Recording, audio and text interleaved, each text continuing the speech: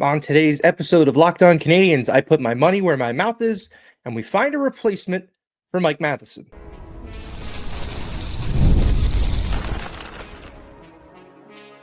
You're Locked On Canadiens, your daily podcast on the Montreal Canadiens, part of the Locked On Podcast Network, your team every day. Hello, everyone, and welcome into episode 1275 of Locked On Canadiens. Thank you so much for making us your first listen of the day and for subscribing wherever you get your podcast. Doing that supports the show and ensures you do not miss an episode. We are part of the Locked On Podcast Network, your team every day. My name is Ian Boisvert, also known as @MaybeIt'sIan. I'm not joined by Laura once again. She's still jet-setting around the world. So you're hanging solo with me once again. I hope you've enjoyed these. I've enjoyed doing them. Kind of allows me to get into a little bit more nerd stuff that you know I've been known for since I got here. So you get a full 30 minutes of nerd stuff as opposed to Laura trying to actually entertain you and me just barfing numbers the entire show. There's not going to be too many numbers, but we will have some in this episode. Look, Montreal practiced in St. Louis before traveling to Philadelphia for Thursday's game. We'll have some news and notes from the practice. As I teased in the open, we're going to try to find a replacement for Mike Matheson because that's the line, right? If you're going to trade him, you need to replace him. Let's see if we can actually find that replacement within the system or outside of the Habs system. And I think it's about time we start talking about whether or not there's a case for keeping Christian Dvorak. We'll get into that in our third segment. I think that's a little bit more of an interesting case than I would have expected. But we'll take a look and see if it's worth keeping him around. But let's start at practice Wednesday morning. All the lines are the same. We really shouldn't expect anything to change until Goalie is ready to come back, which by the news and notes from the practice that the Canadiens released, Caden Goalie skated on the fourth pair with Michael Pezzetta, which doesn't exactly give you a ton of confidence that he's going to be ready to come back Thursday against Philadelphia. Maybe Friday against Carolina. I think that's also doubtful, but he is practicing full contact. Arpon Basu of The Athletic noted that it was very much a full contact practice, which I took to mean they were beating each other up out there a little bit, which is what you need Caden Goalie to be able to do before you can feel confident enough to put him back into the lineup. I do wonder when they make that decision, because part of me was thinking too, what happens if, like, I don't know, one of the healthy defensemen gets sick and he can't play? Is Goalie at a point where you're comfortable enough putting him in? And this right now, this is just a luxury having him as an extra, or is it truly he cannot go right now? It would not be wise to play him. So I'm curious to see what happens there when they finally decide, okay, he's coming back into the lineup. It is entirely possible that Caden Goalie is on this road trip just to practice with the team, so that when he is ready to return, maybe it's when they return home, he is a little bit closer to full speed by the time he's there, instead of staying at home in Broussard and practicing by himself on an empty ice sheet, right? It makes more sense to bring him on that trip and have him, take part in that practice. They did the same thing with Patrick Laine, if you recall, earlier this season, where they brought him on a trip to, I believe it was Madison Square Garden. They played the Rangers and then they played the Bruins in the same weekend. And then they went home and they played a home game. And that's where Patrick Laine made his return. But they brought him along and he practiced throughout that road trip. So this seems to be a pretty common occurrence for the Montreal Canadiens and bringing their players back from, somewhat serious injuries. One thing that Arpon Basu also noted, he's a really great reporter on the ground covering this team. He noted that it was very clear that Yoel Armia is still nursing something. And it's apparent in the way that he plays in the games as well. We know that it was an upper body injury. We're pretty certain it was his left hand that he hurt. And look, I touched on it a little bit in the last episode. The fourth line hasn't been great. They've struggled as of late, and I think that line needs all three guys to be going at 100% in order for it to be as effective as it can be. And when they're not all going at that rate, it's obvious, right? We see that the fourth line is far less effective right now than they were, say, back before the Four Nations break, back before, Emil Heineman got hit by a car in Utah, which again continues to be one of the silliest storylines of the season. I don't know if it'll be topped. So look, I think we need to be able to see that fourth line adapt to the fact that they are playing with a less than optimal Yoel Armia. He's an incredibly talented player, so it is quite a drop off when he's not able to play at the full rate that he is. But they have to find a way around it. And right now they're really having a hard time deciding how they want to play because they're not as effective on the forecheck. I would imagine Yoel Armia is having a harder time shooting the puck. Just gripping his stick is probably very difficult. I wonder how effective we can expect them to be moving forward with Yoel Armia not at 100%. And I wonder what that does to the Canadiens' chances of making the playoffs. Like we know that this team, their identity comes from their bottom six, just getting the puck in deep and outworking you. If one of those lines can't do it, you might be in some trouble. So, hoping that Yoel Armia is able to rest up a little bit, but the schedule ahead is not kind to the Canadiens. We keep talking about how many games they have at hand on the Rangers. Well, this is them. They're going to play three games in 4 days coming up, Thursday, Friday, and Sunday afternoon. So there's a chance that Yoel Armia isn't really able to rest that injury and feel like he can get back to 100%. So I think it's on Emil Heineman and Jake Evans to carry that line a little bit and use Yoel Armia's skill set sparingly. Try to find him in areas where maybe he's not taking as much contact. It's going to be hard because that line plays full contact the entire time. So we'll see how that story develops. It is something that I am keeping a close eye on because I think the fourth line needs a win. They need to have a really strong night. And Thursday against Philadelphia is a great place to start doing that. The last note from practice was afterwards, Marty St. Louis did not name a starter. He was asked about it. He said that essentially the goalies will split the back-to-back. So one of them, Dobeš will get one game and Montembeault will get the other. But the order is unknown. And while that doesn't sound all that concerning, because, I kind of understand why you would want to play Montembeault against the Flyers. Maybe you can get him sort of a cheap game, a game that he should win against the Flyers, instead of it seeming like the Canadiens have to, or that he has to bail out the team. That shouldn't happen against the Flyers. If it does happen, we're in a lot of trouble. But I also see that going really poorly because let's say he does get that game against Philly. This is Montembeault I'm talking about. Montembeault gets that game against Philly and it goes really badly.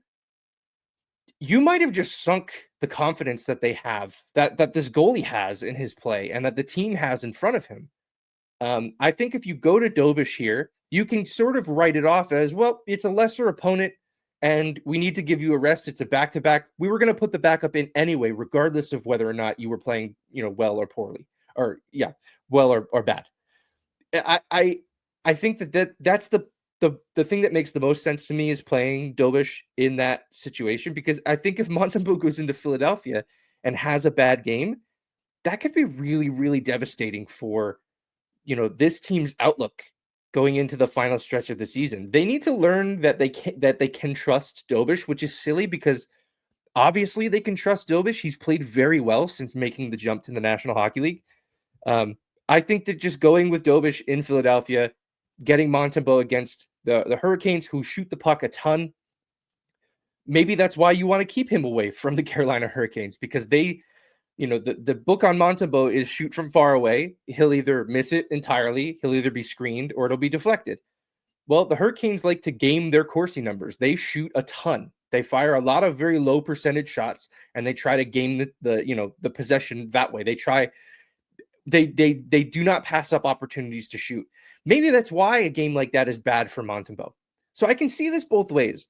The one thing about this that I really dislike is I find the whole we're not naming a starter thing from a head coach to be kind of desperate. Like especially in the playoffs, whatever gamesmanship you're trying to get in the other team's head. Do you have to pull this? It's not gamesmanship for Philadelphia. You're trying to protect your goalie, or maybe you don't know yet, which is fine. You should probably know that, the order you're playing your goalies in as you're on that road trip. But, I wonder how much of that is possible, how much of that the Canadiens actually have any kind of control over, or, how much of that Marty actually knows to this point. So a pretty quiet practice, but still lots of storylines, lots of narratives to follow. You can stick with us on Locked On every day. We are with you guys, giving you guys the news and notes and our takes on them. So stick with us, and I'm sure there will be more practice notes in the near future. All right, we're going to step aside. When we come back, I'm going to acquiesce to the parts of the fan base who would like Mike Matheson gone, and I'm going to do the thing I think needs to happen, which is they need to find a replacement. So let's try to replace Mike Matheson when we come back.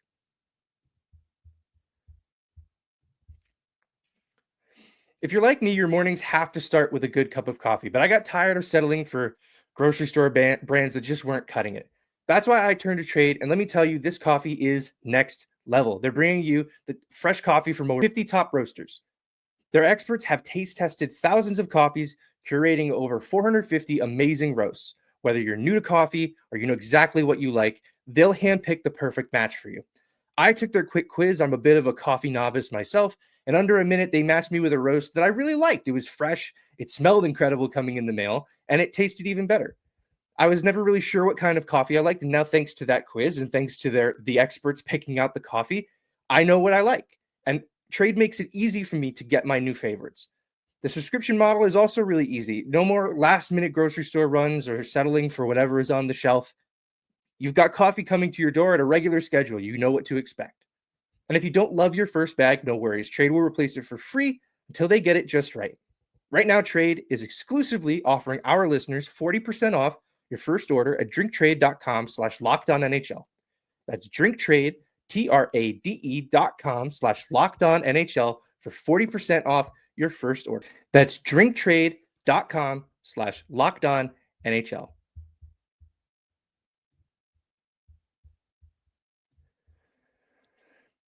Okay, we are back, and I've promised that I am listening to the pulse of the fan base, trying to understand what people want to see. And I understand there's a lot of frustration with Mike Matheson right now after a really frustrating game. My point of view has always been that he is a lot better than his worst games will show you, and that when he does have a really great game, it's pretty quiet. It's a lot of crickets and tumbleweeds here for the Canadiens. So let me try my best. This is an honest effort to try to find a left shot defenseman that they can use to replace Mike Matheson in the future. I'm going to explore guys that are currently on the roster, guys that are currently in the system somewhere, and guys that are UFAs. And we'll take a look at the market that exists outside of Montreal and their ecosystem. Let's start already on the roster. I will be honest, and I've said this in the past. I'm not a fan of this option because this isn't improving the roster. This is just moving guys around. Everyone says, oh, Goalie can do what Matheson does. Yeah, and they've been doing the same thing on the same team now for a few years. That's not an improvement. You haven't changed the roster in any meaningful way. You haven't replaced the minutes that Mike Matheson gives you on a nightly basis.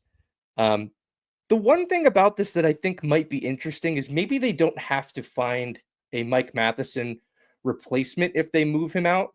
And, maybe Goalie takes that role, but his offensive upside has seemed kind of limited, as has Jaden Struebel's. But I kind of feel like Struebel might be auditioning for Matheson's role in a way. I don't know that necessarily he'll win that audition, that he'll be the guy that comes out on the other side as, who they want to be in that spot. But I do know that he's playing more now with Hudson than he ever has. And that pair has looked great. They've looked really, really good together. So I'm curious, if you remember the first tank year, the year that got Montreal the first overall pick in Juraj Slafkovsky, down the stretch, they played the heck out of Alexander Romanov, right? They played him as a top pairing defenseman. He didn't look great in a lot of those moments, but they played him in that to see what they had. They wanted to collect information, and maybe they were showcasing him. We know now they used him as a trade chip to get Kirby Dach at the draft. But I kind of am getting the same vibe here that maybe they're using him in this situation to just get more information. They want to know what kind of player they have here. I know Arpon Basu is really big on the idea of, the Canadiens are just collecting information on the guys they have to make decisions on. Jayden Struebel's right in that group. You could throw Arbor Xhekaj in there too, another left shot defenseman who's on this roster. So look, I think that there are good left shot defensemen on this roster. I just don't know that it makes sense for the Canadiens to just promote one of those guys and not have anybody else come in to help sort of take on a lot of minutes. Unless it's, unless this Jayden Struebel experiment works out and they really buy into it, that's sort of where I am there. Let's look in the system.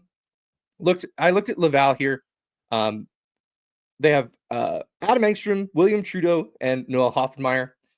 Trudeau is probably not an NHL option yet, and I don't know that he will consistently be one at any point. And I think Noel Hoffenmeyer that's an AHL player, and that's fine. Those are of value, but I don't see him making any meaningful impact for the Montreal Canadiens in the future. The one that I'm really interested in is Adam Engstrom, and he won't be able to. At least I don't think so. I shouldn't count these guys out before we see them play, but I kind of doubt that he would be able to come in and play the minutes and the role that Mike Matheson does. However, you can see a little bit of Mike Matheson in his game. He scored a goal against Cleveland the other night where he just he made a move that you could see Mike Matheson making. He went, toe drag, went around a guy and ended up scoring a goal shooting far side. Like, it felt very Mike Matheson. I've liked him in limited viewings with Laval when I've gotten to see, Laval either play on TV or in the times I've gotten to see them live down here in Connecticut. So I think if you're looking for a direct sort of analog for what Mike Matheson can be, maybe Adam Engstrom is the best shot within the organization that would add to what they currently have in Montreal. I'm curious. I think that's going to be a really fun battle to watch in camp to see what he can do. Because look, if Mike Matheson doesn't get traded over the summer, they'll be on the same roster trying to, Matheson's not fighting for a roster spot, but Engstrom would be. And if Engstrom can kind of show, hey, I can do a lot of the stuff that he does, I don't think he's going to replace the defensive efforts, at least not immediately. But that's a viable option for you going into a very important year for the Montreal Canadiens. So if you're looking for someone within the system, Adam Engstrom gets my vote. I'm only looking at lefties because, we know that there's righties coming. We know Mayu's on the way. We know David Reinbacher is on the way. We don't really need to revisit that. I think that the more compelling conversation happens on the left side because the logjam and because they don't have that true number one lefty coming up. They already have him. It's Lane Hudson, and he's dominating in the National Hockey League already. Let's look at some UFAs. I picked out 4 names. These guys will all be available this summer. I'll start with the 3 I'm not a big fan of, and then I'll get to the one that is rather exciting, to be honest. So Matt Grzelcyk in Boston, 31 years old, makes $2.75 million, 34 points. He only has 1 goal. He's also playing an expanded role in Boston right now because of the Charlie McAvoy season-ending injury. So I don't know that this is a full this is a great display of what you can expect from that player. But regardless, he's going to make a lot more than, a shade under $3 million this summer. And I don't think it's wise to spend a lot of money on that player. Another one is Ivan Provorov in Columbus, 28 years old, but he's almost making $7 million this year, 30 points. That's a player I just haven't really liked. He hasn't filled out the promise that we kind of thought he would be as a prospect when he was with Philadelphia. That's a guy that I'm just not super interested in bringing into what the Canadiens have building. I just don't know what he provides that, what is it that you do differently than anybody else? Ryan Lindgren is the third one that, you could conceivably see Montreal being interested in, but I'm kind of out on that player. He's only 27, but he's making $4.5 million. Those are hard miles, though. He bleeds every time he plays. He takes a lot of big hits, a lot of shot blocks. He's going to be a banged up player very early in his career, I fear. And I sort of get Sherratt vibes from Vlad Gavrikov, or I just gave away the fourth guy from Ryan Lindgren. Vlad Gavrikov, on the other hand, out in LA, is a guy I would be very excited to bring into the Montreal Canadiens. 29 years old, $5.875 million, 25 points this year. He's not an offensive guy, but he, when he is on the ice, the Kings control shot attempts to the tune of 54%.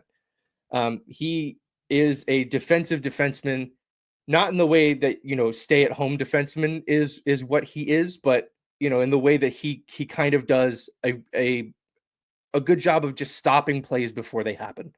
And I think that's more along the lines of what the Canadiens want to be able to do. The whole thing, I think Marty pointed this out earlier when we were all talking about the hybrid defensive system. It's funny how we're not talking about that anymore.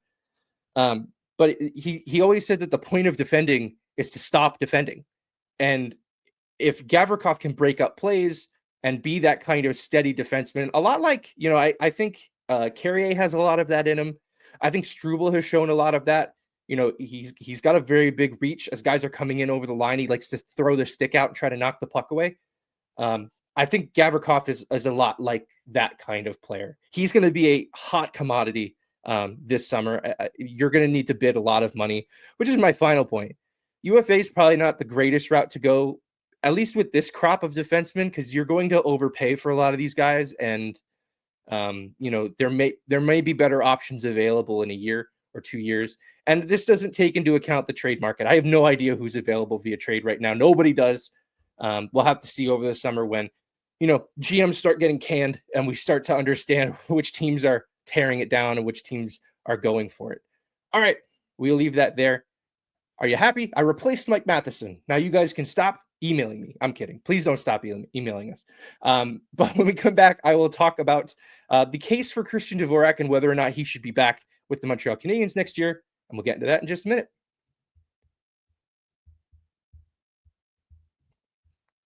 You just realized your business needed to hire someone yesterday. How can you find amazing candidates fast? It's easy. Just use Indeed. When it comes to hiring, Indeed is all you need. Stop struggling to get your job posts seen on other sites. Indeed's sponsored job posts puts your post at the top of the page and helps you reach the right candidates faster. I've been in that spot where you needed to hire like yesterday. The pressure's on, and every day without the right person feels like a setback. The work is piling up, and you just need to find the right person for the role. That's exactly when Indeed sponsored jobs comes in handy. They make sure your post is seen by the right candidates right now. Now you can speed up your hiring process with a $75 sponsored job credit. Just go to Indeed.com/lockedon right now and support our show by saying you heard about Indeed on this podcast. Terms and conditions apply. Hiring, Indeed is all you need. All right, home stretch. I joke about these solo shows that these are fourth line shifts. These are just me getting the puck in deep and trying not to mess things up so that the true star of the show, Laura, can come back and we can start playing in the offensive zone a little bit. So fourth line shift is almost over for today, almost for the week. A reminder, we're recording our mailbag tomorrow, so send in your questions at lockedoncanadiens@gmail.com or anywhere on socials. We'll be checking them and reviewing your questions and trying to answer them on the show to the best of our ability. They can be about hockey. They can be about anything. We'll try our best to answer them. And we really look forward to that episode every week. If it's me and Laura, if it's just me, I'm very excited to get your feedback, get your questions, and start to have some fun. It's how I kick off the weekend, honestly. It's a lot of fun for me. All right. We do have one more thing to take care of before we head out. And I think it's something that we're going to hear a little bit of in the coming, weeks and months, is that, Christian Dvorak is without a contract next year. And it's starting to seem like the Canadiens might want to keep him. And I still think the most likely scenario is that they let him walk, that there's more value in bringing up a guy like Owen Beck to fill that role. But I think there's an interesting conversation to be had here about next season, because it needs to be a season of progress for the Montreal Canadiens, not just in the development of their prospects, but in the results that we see on the ice. And I wonder which player gives you the better option. We kind of touched on this a little bit when we talked about should they or should they not keep should they or should they not keep Jake Evans? And they ended up deciding to keep him. And I wondered aloud if that was because, they were worried that they would bring a guy like Owen Beck in and he wouldn't be able to manage the workload or anything like that, to be a third line center next year. I kind of get the same. You can put Dvorak into that instead of Jake Evans, and wonder, is Beck going to be good enough next year to be played as a third line center consistently and replace what Christian Dvorak brings or improve upon it? Whenever I mention replacing, like in the sense of Mike Matheson, or in this case, Christian Dvorak, improving on it is also an option. That's really what you should be trying to do. But at the very least, you need to be able to replace the impact that a player has. And, with an outgoing UFA in Christian Dvorak, you need to at least replace him, especially because, I don't think people truly appreciate the role that he plays. He is out there for every crucial faceoff that they need a lefty for. And even some that they don't, he takes the faceoffs in 3-on-3 to start most of the time. He's a penalty killer. That third line is clicking. On that line, if you sort the top 31 lines, so if you take the top 31 lines in terms of ice time at 5-on-5, by expected goals while they're on the ice, Dvorak's line is 8th in the National Hockey League. Is it worth bringing in Beck if it's going to blow up that line? I don't know. I don't know what the answer is to that. I don't know what the Canadiens value more at this point. Do they value, Owen Beck coming in and being the guy and trying to develop while also winning crucial games? Or do they value winning crucial games and having the known commodity in Christian Dvorak? He's not going to make the same amount of money that he's making now. He will not get the same amount of term that he has now. But I'm starting to wonder if it makes more sense to just bring him back on like a 1-year deal, see if he'll come back. And then you can have him in training camp, duke it out with Owen Beck to see who would be able to win that spot. Because the worst case scenario is that you don't bring Dvorak back and you don't bring in another veteran, bottom 6 center. We're all kind of hoping that they make a trade for a third line or a second line center. But if you don't bring in a third line guy to replace him, all of a sudden, if Owen Beck falters and he can't be that guy, he can't be the third line center, then you are without a third line center and you don't have another option. At least in this case, if you have Christian Dvorak and Owen Beck, or you can throw Christian Dvorak out of the equation and they just bring in any other bottom 6 center, at least then you have a security blanket.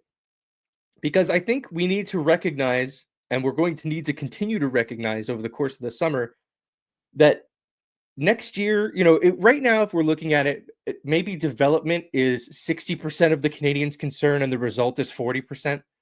Next year, that's kind of going to flip. And then it's going to be results over development until this team either, wins a cup or falls apart. I don't know that we're fully ready for that, at least me personally, because it's, we're going to be watching guys like David Reinbacher step in and try to be impact players in the NHL while the team is trying to be a playoff contender.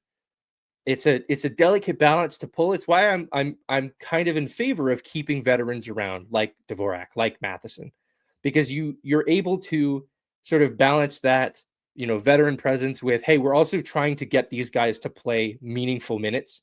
And not tank Montreal Canadiens minutes where they're stepping in April and the season's been done for 3 months and they're getting, they're just going through the motions out there and trying not to get hurt. That's not valuable. So I think, with Christian Dvorak in this case, it's important to keep this in mind. And it's going to be the lens in which that I watch this team not only work this summer, but the lens in which I watch them for the rest of this season and next season is, what are we valuing more at this point?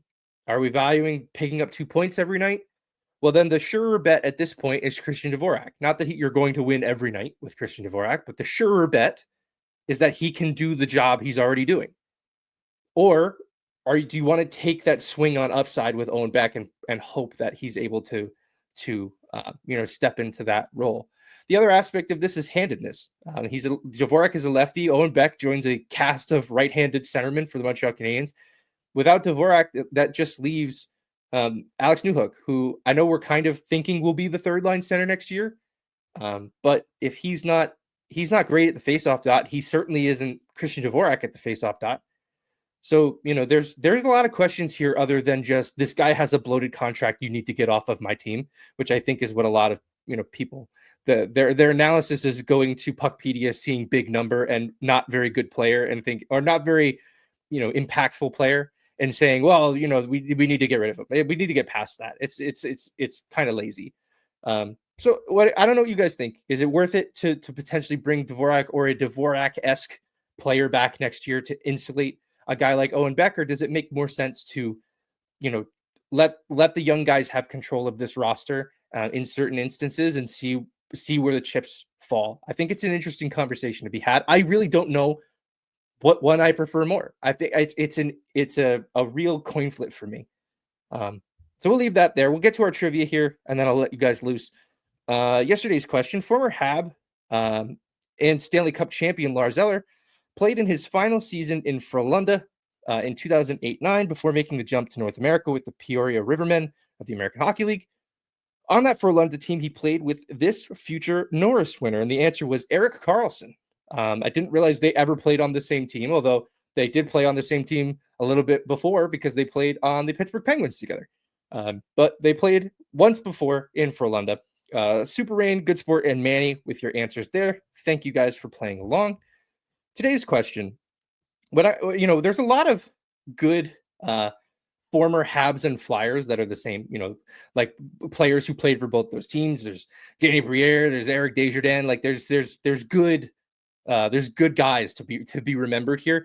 The one that I always remember though is Glenn Metropolitan, and that's because he was claimed off waivers and immediately he was in the same building as the Canadiens already and just walked down the hall to play for Montreal, a game that I believe the Canadiens won in overtime. So former Hab and Flyer Glenn Metropolitan was held off the score sheet in his first ever NHL game back in 1999 with the Washington Capitals. But he got another shot a month later. He had to wait a month in between his first and second NHL games, and he made it count. He scored twice and added an assist. And this former Hab assisted on his second goal of the game. So which former Montreal Canadian assisted on Glenn Metropolitan's second ever NHL goal in his first game where he had ever scored in the National Hockey League? If you have the answer, put it in the comments. Reply to us on YouTube. Send it to us on Bluesky. Send it to us via email. We will shout you out on the next episode of the show. And that's good. And for making us your first listen of the day. For your second listen, head on over to Locked On NHL, bringing you the daily league-wide stories that matter with the local coverage you love from Locked On. Find Locked On NHL, Locked On NHL on YouTube, or wherever you listen to your podcast. We are also available on Amazon Fire TV. On your free Fire TV channels app, click the Montreal Canadiens logo in the hockey section, and you can watch all of our episodes there as well. Reminder, tomorrow, mailbag. Send in your questions. I will do my best to answer them, and we'll cover the Canadiens' hopeful victory against the Philadelphia Flyers. You can find us everywhere we're posting online: Bluesky, TikTok, Instagram, at Locked On Canadiens. You can find me at Maybe It's Ian. You can find Laura at The Active Stick. Thanks so much for tuning in, and I'll see you guys tomorrow.